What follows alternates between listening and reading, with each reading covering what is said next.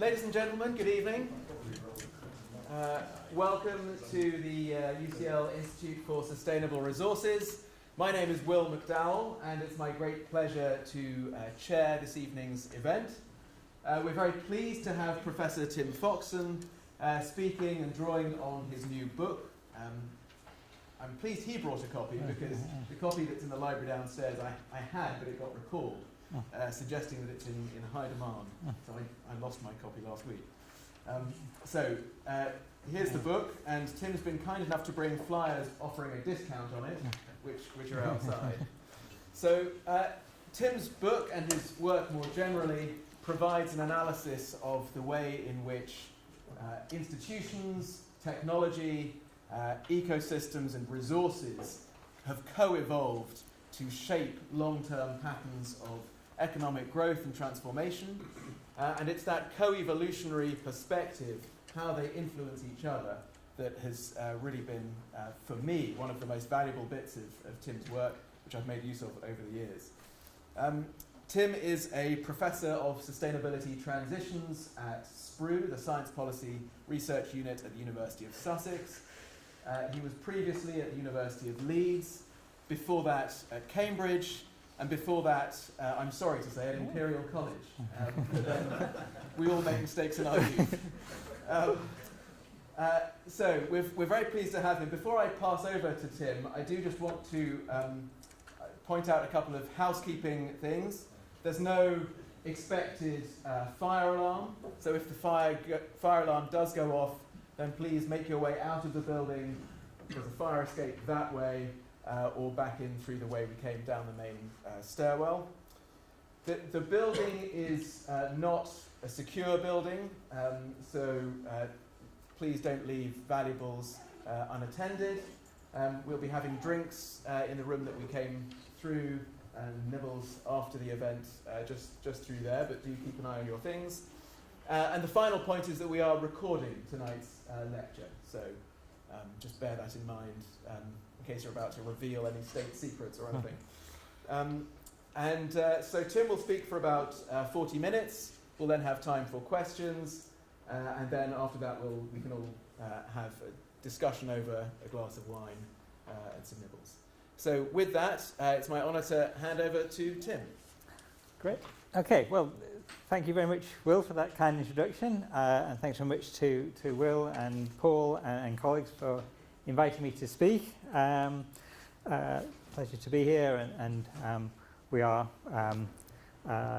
working with on projects with colleagues here, including Neil Strachan and Rachel Freeman, who's here, and my former colleague from SPRU, Jim Watson, just arrived. So without further ado, what I'm going to talk about is what I think is one of the key challenges of a relationship between energy and economic growth, and to try to argue that this requires thinking about new pathways to prosperity. So I'm going to start from the sustainability transition challenge, and what I'm going to emphasise in this lecture, and what I try to do in the book, is to bring together two sort of alternative streams of economic thinking, which have long traditions, but have had relatively less influence on mainstream economic thinking. So ecological economic approaches, which emphasise the energy dependence of economic growth, and evolutionary economics approaches, which emphasise, as Will said, the co-evolution between different systems and how that leads to, gives rise to economic change. So again, in the book, I look from this perspective on some of the past techno-economic paradigm changes which have led to surges of economic growth around the Industrial Revolution, electrification and steel, and the post-1945 consumer boom. And what I want to do from that is to understand what does this historical perspective through this lens help to tell us about the implications of the challenges of a transition to a low carbon economy, and so in particular, can low carbon energy technologies, as some argue, help to drive a new surge of economic growth, or do we need a more systemic change to achieve a sustainable low carbon transition? And I'll end with some, again, thoughts on elements of a new pathway to prosperity. So I define a sustainability transition as a transition to an economy and society that delivers enhanced human well-being and social equity whilst remaining within planetary boundaries. I said that this arguably requires a system change from current unsustainable systems of production and consumption, which in terms of leading to climate change, but a range of other metrics are exceeding the planetary boundaries, the systemic limits to resource use, and the ability of the biosphere to absorb the waste that human economic activity produces. So what I wanted to do was to look at, say, what we can learn from a long-term view of past systems change, what are some of the theories and approaches that have been used to conceptualize systems change, and particularly what's the role of energy provision in these past waves of economic growth, to say what that can help tell us about the future transition. So, as we know, achieving high rates of economic growth is the organizing principle of the dominant political economy, and I believe there are two main reasons for this. That economic growth is seen to be linked to promoting the creation of new jobs, and it also a strong high levels of economic growth help to maintain tax revenues for the government, which can be then used for public spending on health, education, and other socially useful sources, without having to, if the size of the economy is growing, then that means that public spending can grow without excessive tax rises on the rich, which are members of society. But the challenge going forward is can we maintain economic growth, or at least a green version of economic growth, and is that consistent with a sustainability transition, or do we need a more radical transformation of current economic systems to deliver social well-being and equity within these planetary boundaries? As I say, I've drawn two strands of thinking: ecological economics, which looks at how economies depend on flows of energy and materials to and from natural ecosystems, and evolutionary economics, which has looked at how economies evolve over time through processes of innovation and dynamic interactions between technological and social elements. So, some of the main sort of strands and highlights of ecological economic thinking, for those of you who are not so familiar. Again, a long history, but again, stimulated particularly in the 1960s, and one of the key authors, Kenneth Boulding, who wrote this short paper called The Economics of the Coming Spaceship Earth, where he argued that we are moving from what he called a cowboy economy of limitless frontiers to a spaceship economy, and this was linked with the idea of seeing the Earth as a finite planet from the Apollo astronauts. So a spaceship economy of increasing human well-being within the finite limits of the planet. In 1972, the famous Limits to Growth report, which was based on an early system dynamics model, which argued that resource constraints would place limits on future economic growth, and their core scenarios showed this lead to an economic crash in at least the first decades of the 20th century. This was criticised by Chris Freeman, who was the first director of SPRU, and others, as malthus with the computer, that this failed to take account of the potential for technological innovation. But interestingly, if you look at how some of these trends have evolved, they have followed quite closely the core scenarios in the system dynamics models. Herman Daly in 1977 argued for this idea of a steady state economy, a steady flow of energy materials within the sustainable limits of the Earth to provide resources and assimilate waste. So this is not necessarily zero economic growth, it's about a steady flow of energy materials within the sustainable limits. And then, importantly, Nicholas Rogan wrote a book-length treatise on entropy law and the economic process, where he argued that obviously, as well as being a social system, you can think of economic systems as physical systems which rely on flows of energy, of ordered low entropy energy that's converted to produce goods and services, whilst giving rise to disordered high entropy waste. And so these conceptual ideas have been developed in recent years to look at this idea of as Herman Daly put it, going from an empty world to a full world as the size of the economy expands in relation to the ecosystem, and more precisely developed models of the economic system as relying on inputs of labour and capital, but also crucially energy sources, and in particular exergy, which is the part of energy which is available to do useful work, to move things, to power things, with the rest being lost as waste heat. And so this idea that from this ecological economics perspective, the energy inputs to the economy are one of the key things that enable economic activity. And then from a dynamic perspective, this is obviously not a linear process, it's a process of feedbacks. And so,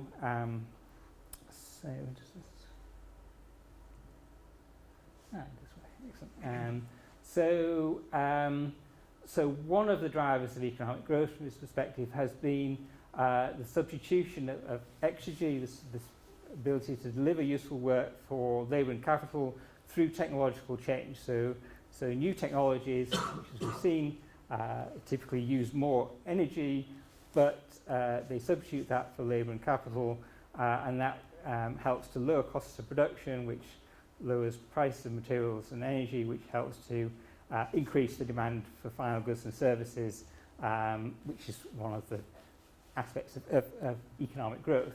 And the other key driver has been improvements in efficiencies, and that's we thought of in terms of this substitution of knowledge for labour, capital and exergy, how we learn to do things to more efficiently provide final goods and services in terms of process and product improvements. And so you get these, again, economies of scale, which also help to lower costs of production. So you get this sort of this positive feedback through these processes of substitution and efficiency improvements. So that's the sort of, again, brief sketch of an ecological economics perspective. And then there's been this sort of parallel track of research on evolutionary economics. And again, long history over the last century, but in recent years, particularly stimulated by the work of Nelson and Winter in 1982, who produced again, a book-length treatise on the evolutionary theory of economic change. And their key insight was that unlike mainstream neoclassical economics, which tends to assume firms and individuals have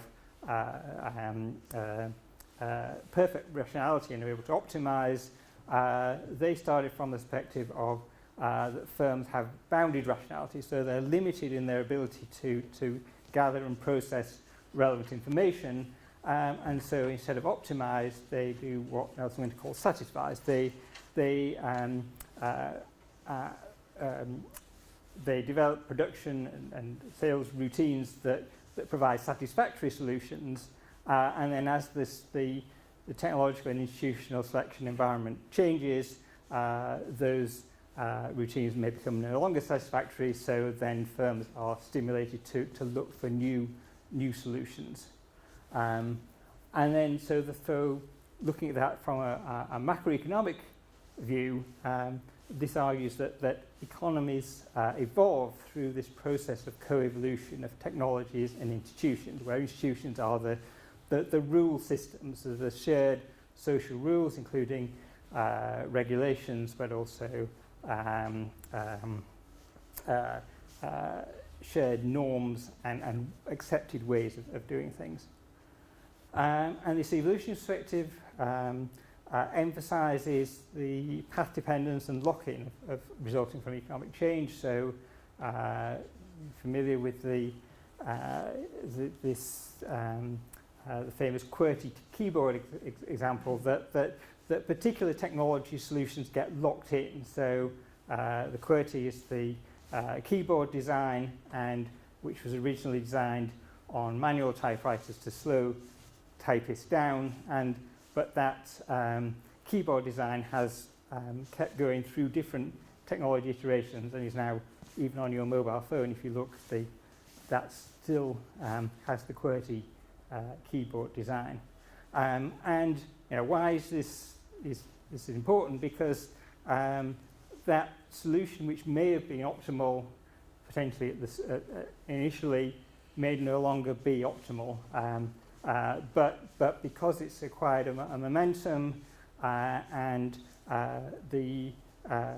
you've had positive feedback to the adoption of technologies and the supporting institutions, solutions and technologies and more broadly systems get locked in and create barriers to change. So in a famous paper in 2000, Gregory Unruh argued this is what happened with fossil fuel-based energy systems. You've had this process of positive feedback to the adoption of the technologies and the institutions, the regulatory systems, the norms, the ways of doing things, which have all reinforced carbon-based energy systems, so around high carbon electricity generation, and of course the oil-based transportation system. And that creates barriers to the adoption of low-carbon technologies.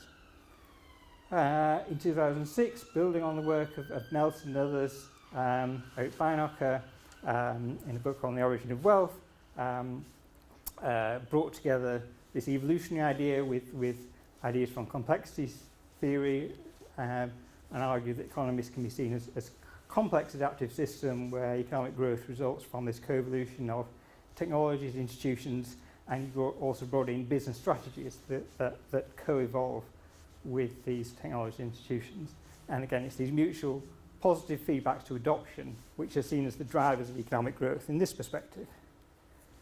And another strand of the evolutionary economics literature is this looks at these techno-economic paradigm changes, and this is the particular strand that I used in the book as a sort of way of organising the understanding of these long-term processes of technological change.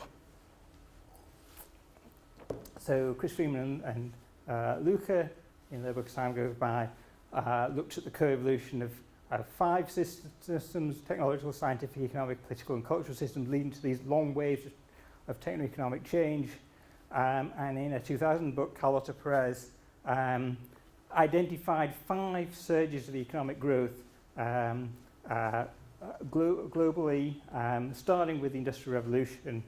And in this model, each surge is driven by new technological or organizational innovation, which becomes cheap and creates spillovers to new uses, new technologies.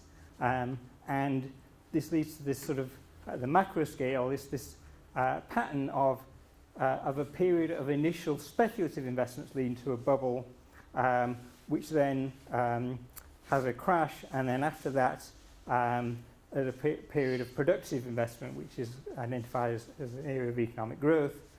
But again, crucially, the full benefits of these new technologies are only realised when the institutions co-evolve to enable the benefits of the new technologies to be realised. And in 2014, Carlota Perez and Mariana Mazzucato, again, former colleague from SPRU, who's now here at UCL, wrote a report on arguing that green technologies could be seen as a direction for implementing the current surge of economic growth. So we'll come back to that as we go on later in the talk. So as a way of trying to combine these evolutionary economics and ecological economics perspective, I argued for a co-evolutionary perspective of thinking in terms of 5 co-evolving systems. As we said, technology, institutions, business strategies, also user practices, because we know from the technological innovation diffusion literature, users are very important in framing how technologies are realized, and also with ecosystems, because from this ecological perspective, all this relies on these flows of matter and energy from natural ecosystems and the ability of those ecosystems to assimilate the waste that are produced. So what I tried to do was apply this perspective to these techno-economic surges that Carlota Perez and others had identified. So as I said, going back to the Industrial Revolution, you have this typical pattern at the macro scale of a period of speculative investment, so initially around canals, and then in the second wave around railways. This leads to a turning point and a crash when some of those speculative investments are shown to be not as good as people thought, but then that reveals what the useful investments are, and then you have this period of deployment of the diffusion of the useful productive investments, so building of canals and building of expansion of railways in the Victorian boom, which is associated with a periods of high levels of economic growth. And so moving to the 5th surge, we have this period of early stage of deployment of information and communication technologies, and we've arguably had 2 turning points around the dot-com crash and then the global financial crash in 2008. And if this pattern repeated, we should now be in a deployment period associated with these ICT technologies as they spread throughout the economy. Now, of course, history doesn't exactly repeat itself, and these are emergent patterns arising from lots of individual choices, but the question is, can we learn from these patterns of history to inform how we might guide the implementation of ICT technologies and new business models associated with them in a green direction to help deliver the low carbon transition, sustainable low carbon transition that we need.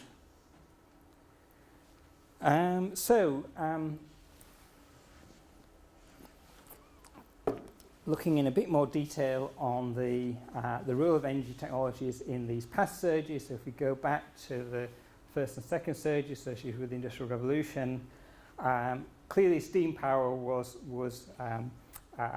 one of the driving forces, but one of the interesting things is that steam power had a long gestation period, again, before the economic benefits were realised. So it was from 1712, the Newcomen engine for pumping water out of mines, the Watt engine with a separate condenser in 1765, the rotary engine, which was then able to be used in cotton mills in 1789, and the first steam-powered locomotive that carried passengers in 1829 for the Liverpool to Manchester Railway. So you see that's over 100 years of diffusion and improvement in efficiencies of those, and diffusion and spillovers to new uses. And this led to this second surge deployment phase of initially speculative railway mania, and then after a crash, a surge of rapid economic growth in the 1850s and 1860s due to the synergies between the use of steam power in factories, motor steam power for railways, and the development of machine tools, and crucially the complementary institutional innovations around factory working systems and joint stock companies, for example. Moving to the end of the 19th century, electrification and steel were driving forces of the third surge.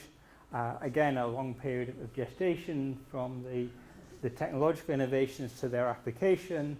And as Paul David and others identified, it took until the 1920s for the economic benefits of electrification to show up in productivity statistics, partly because it took a long time for factories to realise the flexibility associated with electric motors compared to steam engines. And then the steel industry was one of the other drivers of this surge.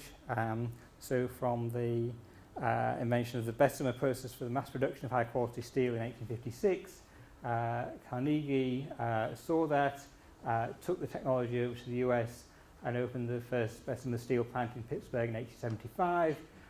And interesting, that plant is still going, despite all the vicissitudes that the steel industry has experienced in the US. This led to this improvement in efficiency led to a rapid reduction in the cost of steel rails, for example, and an expansion to many other uses of shipbuilding, machine tools, and construction. So this idea of spillovers from the original use to a range of other uses. And of course, both of these processes stimulated massive expansion of coal use for electricity generation and steel production. So it drove energy demand. So energy demand was new energy sources were enabled with this, but economic growth then fed back into increasing demand for energy. And this led to the boom called the Roaring Twenties until the Wall Street crash in 1929. Moving forward again, this rapid track through history, the fourth surge, the rise of consumerism, again a sort of period of sort of installation before the Second World War, beginning with the opening of the Ford Model T plant in 1908. But the deployment of these oil automobiles in mass production really had big economic impacts after the Second World War, as war production in the US was reoriented to domestic mass production. And crucially, Ecological argues that the process of suburbanization acted as a direction for the deployment of these technologies, and that was enabled by government policies, for example, promoting interstate highways, road building, and house building. So this is not purely a private sector story. Government policies were important in realizing the deployment of these technologies. And this led to, as we know, the consumer booms in the 1950s and 1960s, and again enabled by plentiful supplies of cheap oil and cheap coal for electricity generation. And this led to economies of scale in supply and creation of demand in housing, leisure, and electrical devices in the home, and of course led to, at least in Western industrialized countries, a significant increase in the standard of living for most households. So this is clearly a close association between increasing demand for primary energy sources, initially coal, and then in the fourth boom, the massive expansion of oil for transportation and also natural gas.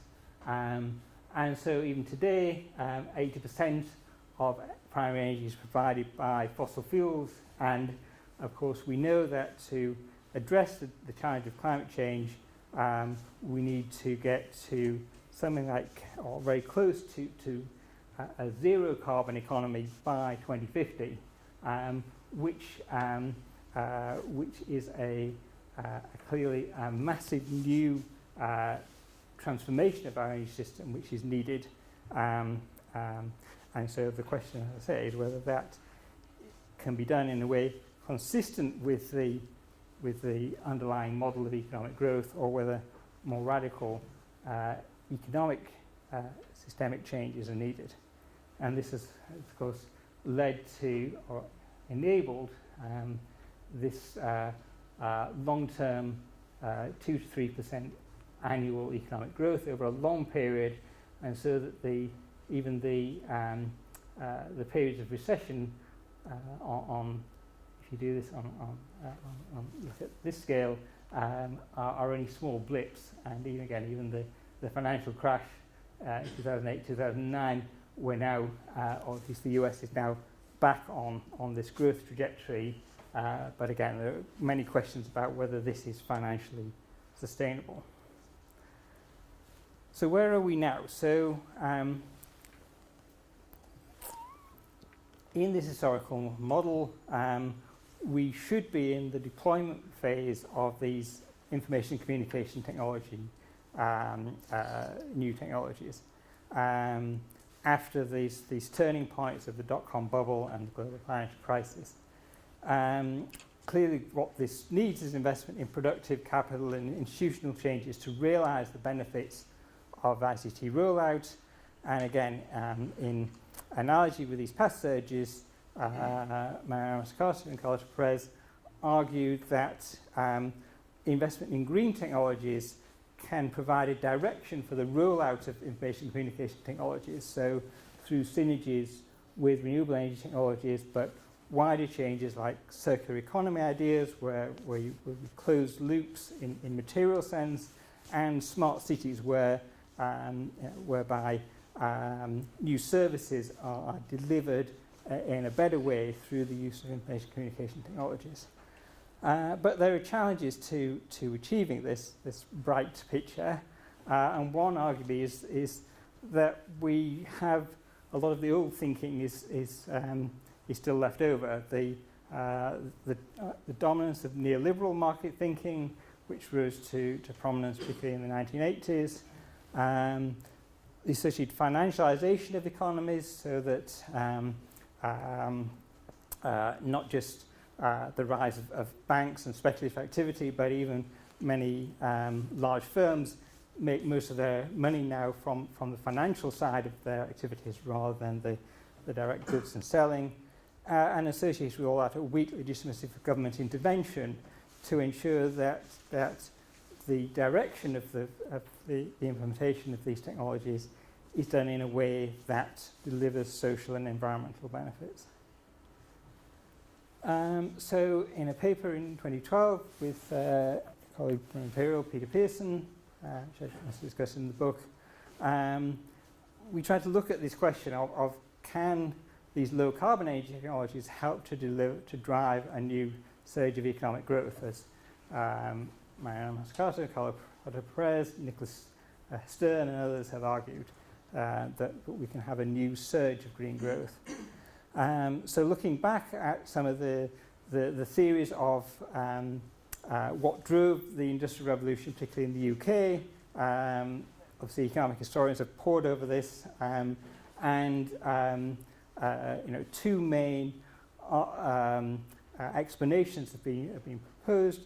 The low cost of energy from coal, particularly compared to the high cost of wages in the UK at that time, stimulated the substitution of energy-using machines for labour, and then from an institutional perspective, the fact that England, as it was, and Britain had these institutions supporting the diffusion of knowledge and the rewards for innovation and entrepreneurship, the well-developed patent system, for example, those enabled the spread, particularly of steam power in the UK, at a much faster rate than in other countries. And a useful way of looking at this is this idea of general purpose technologies, which, so you can think of steam power, electrification, steel, and ICT as examples of general purpose technologies which have the capacity for continued innovation. They can keep getting efficiency improvements. They have a wide range of applications, and they create spillovers to complementary innovations, as we saw with steam power and steel, for example. They're able to be used in industries outside the industry where they were originally developed. And so we asked, do low carbon energy technologies have these features of general purpose technologies yet? Well, we argue so far only really 1 out of 3. Continuing innovation is leading to cost reductions and significant cost reductions, for example, in solar photovoltaics and wind power. But they haven't yet led to a wide range of applications or spillovers, because they're mainly substituting for existing energy generation technologies. But decentralized generation, particularly in poorer countries, can offer significant other economic and social benefits.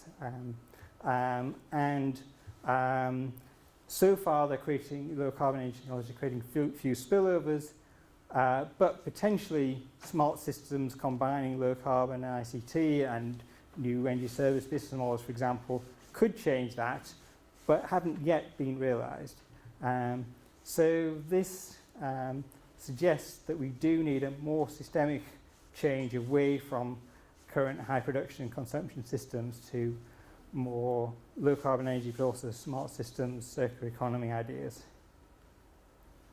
And because, of course, we face this range of social and ecological challenges. We need, as we've said, to rapidly decarbonise industrial economies to meet the climate change mitigation target of maximum 2 degree C rise, but with ideally a 1.5 degree rise that was agreed at the Paris conference in 2015, which requires coordination, government action within and between countries. It needs massive reorientation of public and private investment towards these low carbon technologies and green industries. We face the social challenges of rising inequality, as Piketty and others have identified. And we face a further ecological challenge, which is that the declining net energy. So the fossil fuel resources, because of their physical characteristic, have high net energy returns, up to 80 to 1 in what's called energy return on energy invested. So for each unit of energy you have to use to extract and process coal or oil, at least the initial sources gave you up to 80 units of energy for each unit of energy you had to invest. Now, because oil and coal are natural resource based, and we extract the most easily extractable sources first, the energy return invested of these technologies of oil and coal go down over time as we go to more hard to access sources in, for example, deep sea and in the Arctic.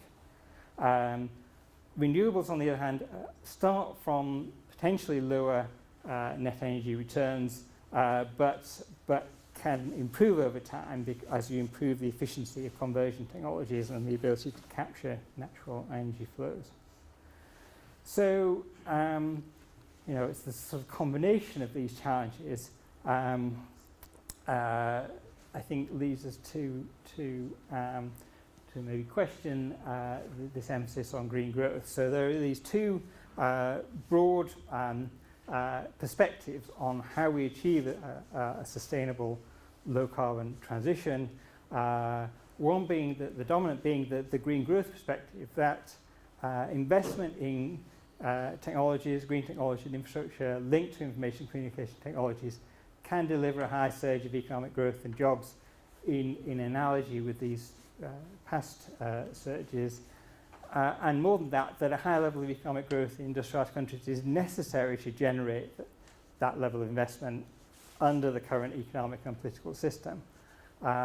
Whereas critics, particularly coming from the ecological economics community, have argued that we need to move to what they call a post-growth model. The current economic growth model, as we've seen, is based on increasing energy inputs and associated environmental impacts.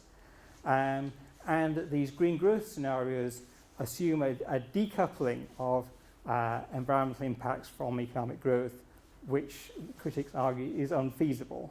So, for example, many of the climate change mitigation scenarios rely on net negative emissions. So that's growing biomass and capturing the emissions and storing that underground, which hasn't been done at scale yet.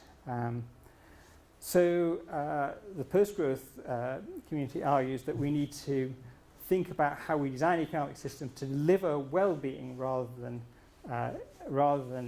purely focusing on this one measure of economic growth, either through deliberate downscaling of levels of consumption, which is known as degrowth, or at least doing away with GDP as a prominent economic indicator, which is known as A growth, and that we should move to actually targeting a range of social and environmental indicators and put less emphasis on whether GDP, on rates of GDP growth. 5 more minutes, is that?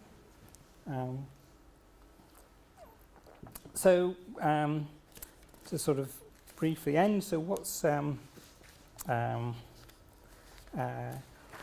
been happening in the UK recently, at least on a production basis?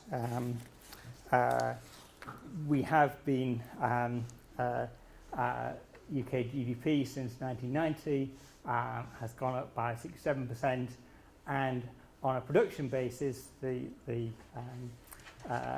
CO2 emissions associated with production in the UK have gone down by 42%.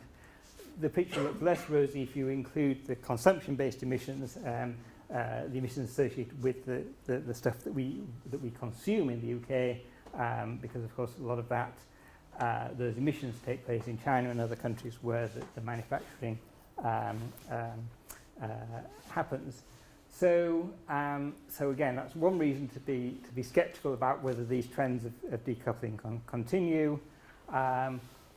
So what's been driving this decoupling since 1990, particularly the decarbonising electricity generation, firstly the switch from coal to gas-fired generation, and then the expansion of renewable generation from the 2000s, with nuclear power stable at around 21% of electricity generation, but will fall as older plants retire. A big improvement in energy efficiency, which has actually led to a reduction in household energy consumption, and that's particularly associated with increasing product standards of electrical devices. But of course also a move from manufacturing to a service economy, and the offshoring of economic activity from the UK. And so the proponents of these trends can continue, argue that we just need to keep investing in these low carbon industries, and that we can create further green jobs in the UK. From the ecological perspective, there are many challenges to continuing this rate of decoupling. There will eventually be thermodynamic limits to continuing improvements in energy and material efficiency. This increasing financialisation of economic activity, which means that the rates of GDP that are measured, they're not necessarily delivering real benefits to the majority of society, and this outsourcing of production of goods. And going beyond the decarbonisation of electricity generation is going to be much more difficult. The decarbonisation of electricity is the easy bit, and so moving to low carbon heating and transport, for example, will be much more disruptive of current household and business energy use and practices. And then there are questions around whether we have the innovative capacity to reap the benefits of the low carbon transition for the UK. So, what does sort of summing up? What do we sort of conclude from all this? Well, at least in the short term, pursuing a green growth path seems to be the only politically feasible strategy. This is challenging enough on its own. As I say, it requires significant redirection of investment towards low carbon and green technologies. And from the historical analysis, this could help to deliver a new surge of economic growth, requires strong government action and reform of financial systems. But I would argue when you bring in the ecological perspective, we also need to be thinking about how we develop a post-growth economic model to address climate change and other environmental impacts.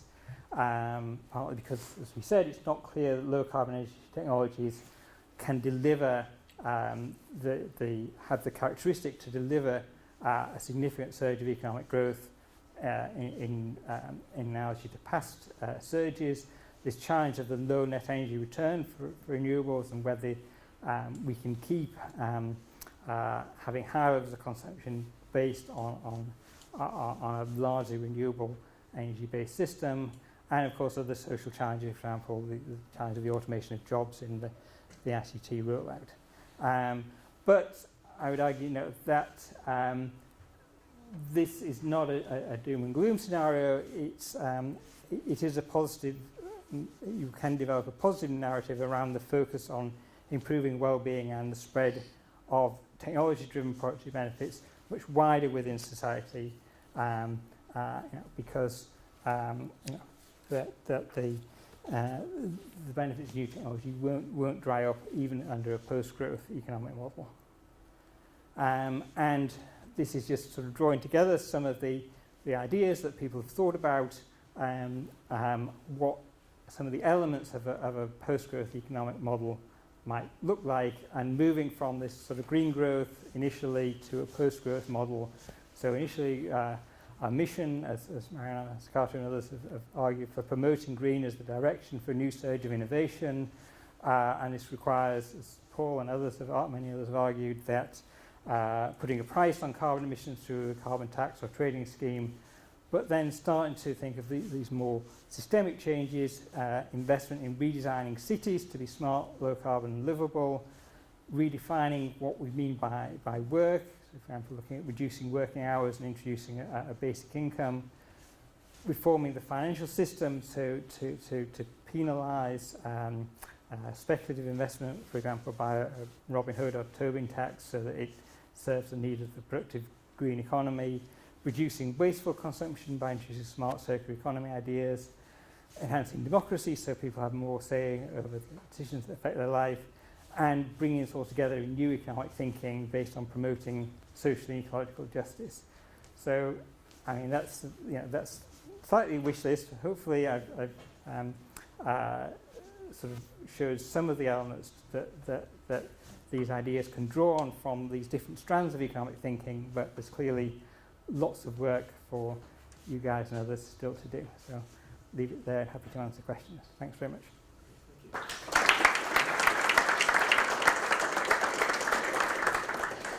Thank you, Tim. We have just under 15 minutes for questions.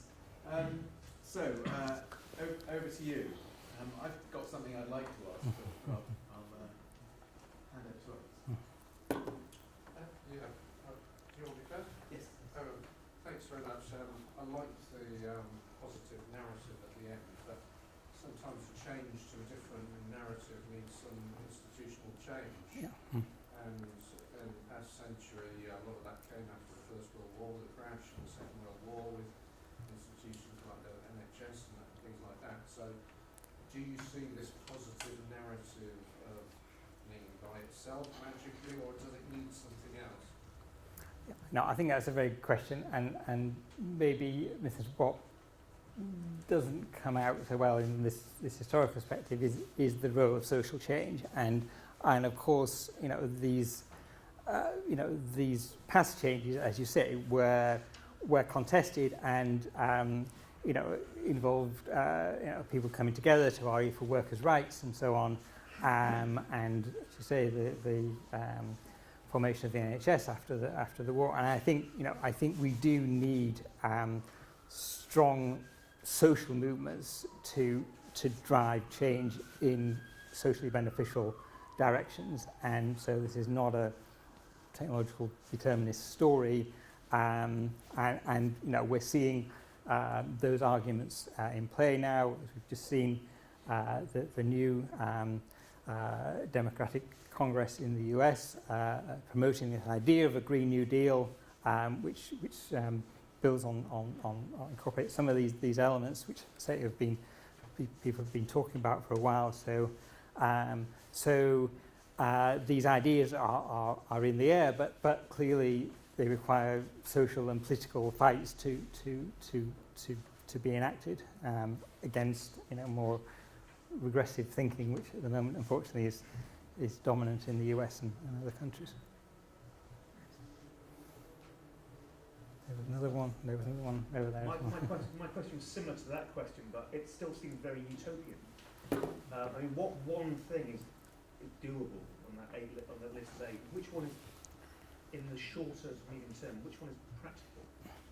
Well, I think we can,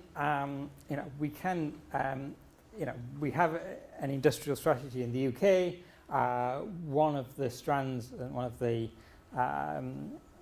headline aims of that strategy is delivering clean growth, and there's a more detailed clean growth strategy. So we can invest and support more expansion of renewable technologies and industries associated with them. So we do more of that in the UK.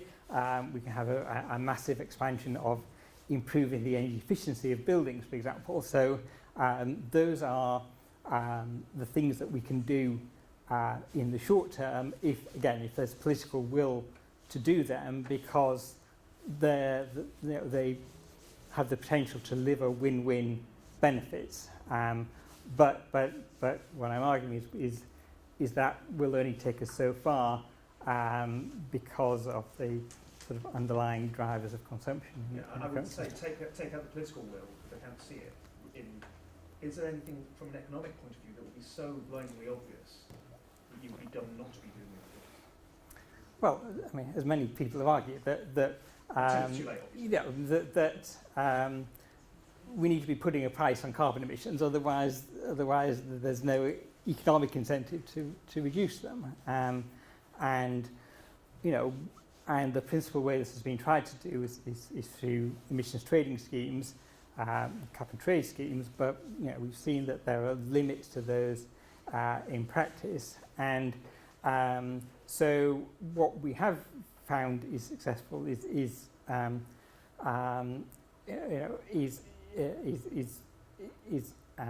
having more targeted sectoral policies. So for example, the Feedin tariff in Germany, which helped to create a market for solar PV, which helped to stimulate the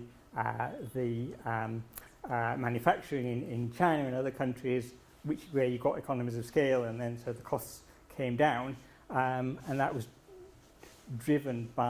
partly driven by these policies to create demand for the technologies. So we do have examples of that have worked, but they require some public or private investment initially to drive those costs down. Can I just say that Feedin tariff is being withdrawn at the end of March in this country? Yeah. Yes, and I mean, again, we've sort of the current UK government has been long on green rhetoric, but have been cutting back on things like the feed-in tariff. Also, sorry to say, another thing that I've been involved with this year is the fact that where a wind turbine array was refused this month, an oil exploration rig has been installed in Poole Harbour. And I think this is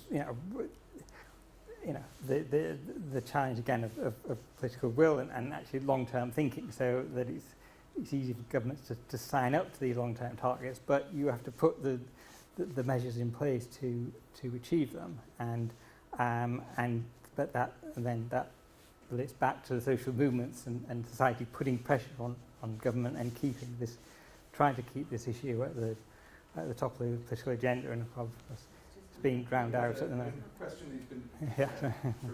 Thank you. My name is Nicholas Falk. trust. Your talk was very strong on history, but if I may say so, it didn't say much about geography. Yeah. And I'm glad you talk about redesigning cities, but it's one of many points. I would like to argue that really the future lies in the east now. I'm just off to run a couple of conferences in southern India, and there's no doubt that there's a sort of what's happening in India, China, is infinitely more important, I would suspect, sure. than what's happening in the UK or even in Europe. Just it's the scale of growth and resource consumption.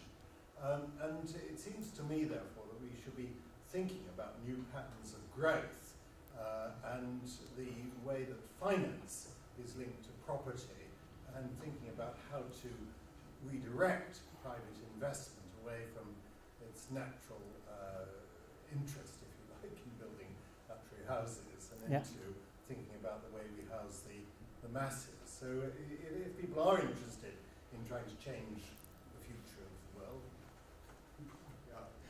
it does seem to me that if we could spend a little bit more time on what I call smarter urbanization, and try and spend a little time thinking about India, for example, they speak the same language as we do for a start, we might make more progress than we are currently. Yeah, no, I mean, absolutely, and of course, that there's countries like China and India, but many other emerging economies are where the high levels of economic growth are going to occur in the near future, and obviously have to occur to bring people out of poverty, but it needs to be done, as you say, in a smart and green way,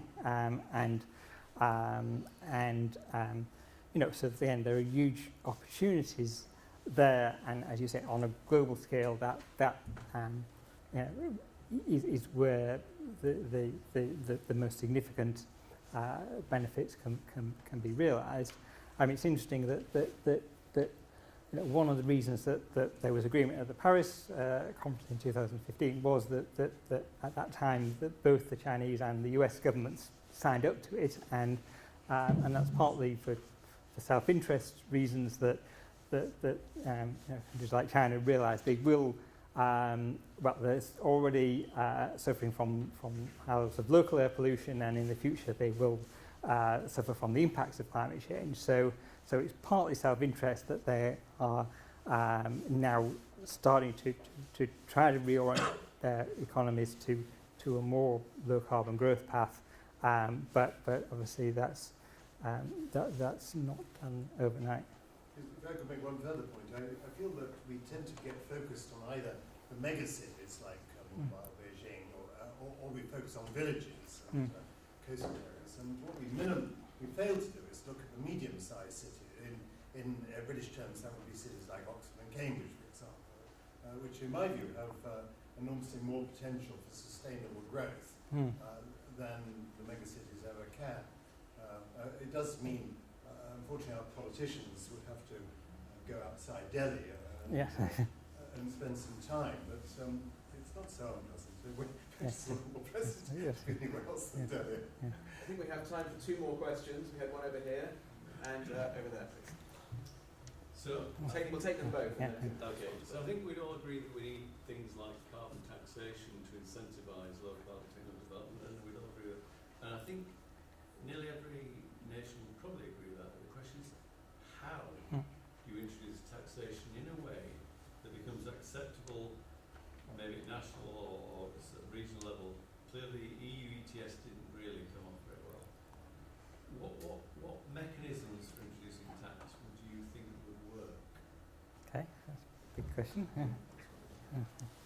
I was just wondering if you were aware of the studies being funded by the Leonardo DiCaprio Foundation. It's being done by 3 universities, one in Germany and 2 in Australia.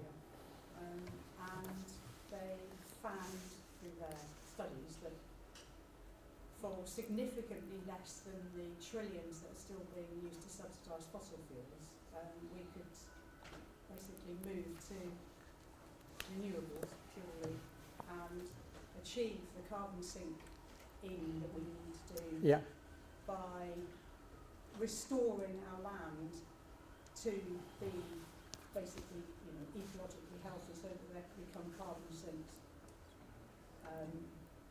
it may not be the plan that happens.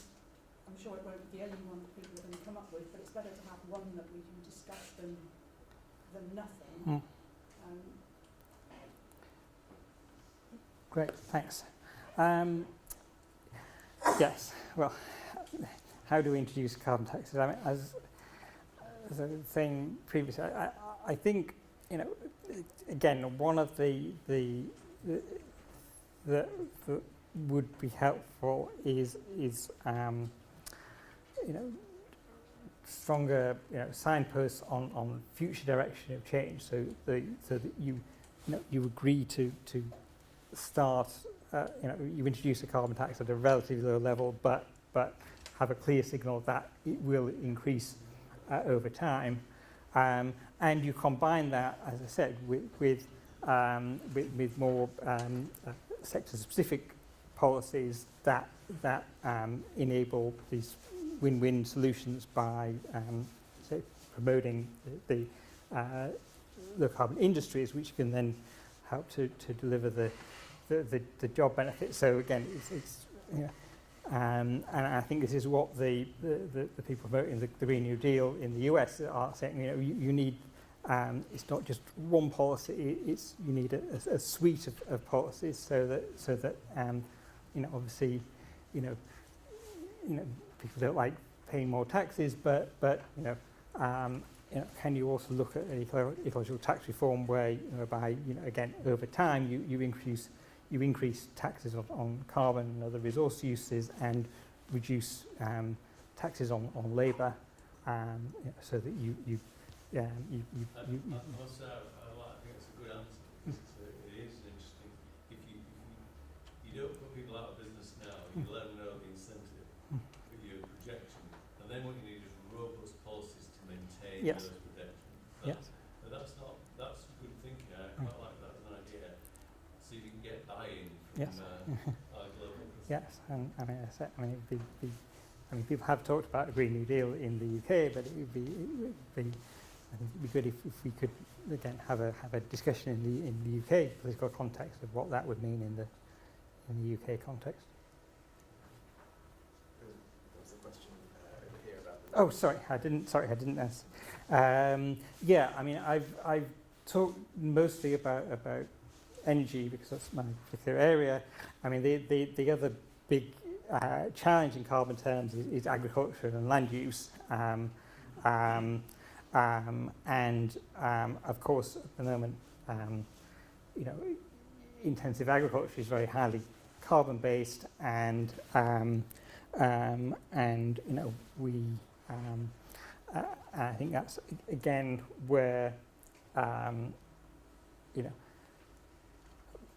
you know, technology is a part of the solution, but not the whole solution, and you know, it's hard to see how we can achieve the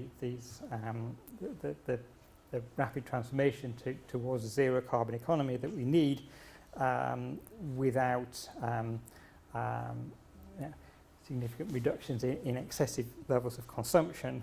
I mean, I'm not, as I say, it's not particularly my area in terms of land use changes, but you know, clearly, you know, one of the things that we need to do is make sure we're not destroying the natural carbon sinks of forests and peat and other natural carbon sinks, because, you know, we need those to be working as well as possible at the same time as we introduce low carbon technologies, and we try to reduce and move away from excessive consumption towards, as I say, an economy which is based on wider principles of social and ecological justice.